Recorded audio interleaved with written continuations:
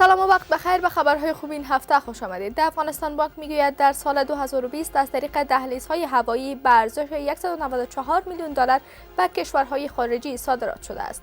بر اساس معلومات بیش از 7000 تن صادرات در 513 پرواز به کشورهای خارجی انتقال شده است. افغانستان نیز به عنوان یکی از کشورهای مهات و خشکه که در گذشته وابسته بر راههای ترانزیتی کشورهای همسایه بوده.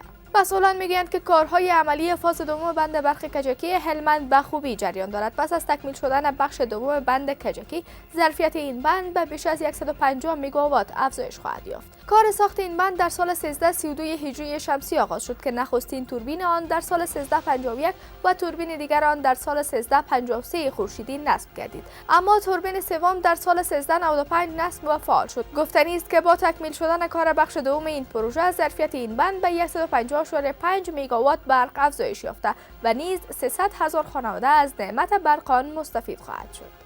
دولت چین اعلان کرده که 400,000 دوز واکسن ویروس کرونا به افغانستان اهدا می‌کند.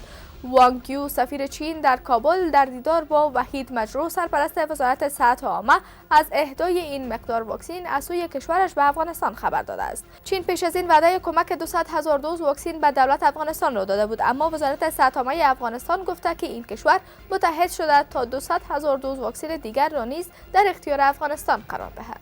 اداره هوانوردی ملکی اعلان کرده است که برای نخستین بار پرواز یک طیاره کام ایر توسط 2 پیلوت و 4 مهماندار زن از کابل به هرات انجام شد. 2 پیلوت و 4 مهماندار این طیاره همه زنان بودند. محدث میرزایی پیلوت 22 ساله افغان و کاپیتان ویرونیکا اداره این پرواز طیاره بوینگ 737 شرکت کام ایر را بر عهده داشتند. اداره هوانوردی ملکی میگوید این نخستین پرواز در تاریخ هوانوردی افغانستان بوده که تنها توسط زنان انجام شده است. بیش از 1000 تن از نیروهای کماندو فارغ شدند. مقامات گفتند بیش از 1000 تن از نیروهای اردوی ملی، پلیس و امنیت ملی پس از 14 هفته آموزش در مکتب تعلیمات عالی کماندو فارغ شدند. کماندوهای تازه آموزش دیده تعهد کردند که در هر شرایط از کشور دفاع می‌کنند. وزارت دفاع ملی میگوید این نیروها در منطقه بی‌نظیرند. کار ساخت سربند برکاشکوت در ولایت ننگرهار 20% پیش رفته است. خان محمد تکل، رئیس اداره ملی تنظیم آب کشور میگوید هدف از ساخت این سربند جلوگیری از سیلاب‌ها و آبیاری زمین‌های زراعتی میباشد و می‌افزاید این پروژه 2 بخش دارد که یکی آن سربند و بخش دوم آن تحکیمات میباشد. تولید ظروف نکلی در ولایت ننگرهار جلو واردات ظروف نکلی را از پاکستان گرفته است. مسئولین این فابریکه میگویند با سرمایه‌گذاری نزدیک به 100,000 دلار آمریکایی کار ساخت ظروف نکلی را در ولایت ننگرهار آغاز کردند که 10 تن از کارگران فنی و غیر فنی نیز صاحب وظیفه شدند.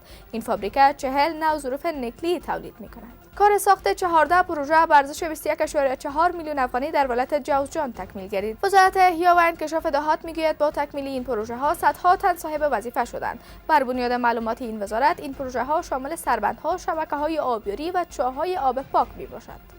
مقامات از ساخت یک شبکه برق سولری با ظرفیت 46.24 کیلووات برق خبر می‌دهد. محمد اقبال سعید ولی کنر میگوید هزینه این پروژه 9.18 میلیون افغانی بوده که بیش از 200 خانواده از آن بهره خواهند برد. و می‌افزاید این پروژه از طریق برنامه‌های میثاق شهروندی تطبیق می‌شود. ممنون از توجهتان به خبرهای خوب این هفته. تا بعد، خدا نگهدار.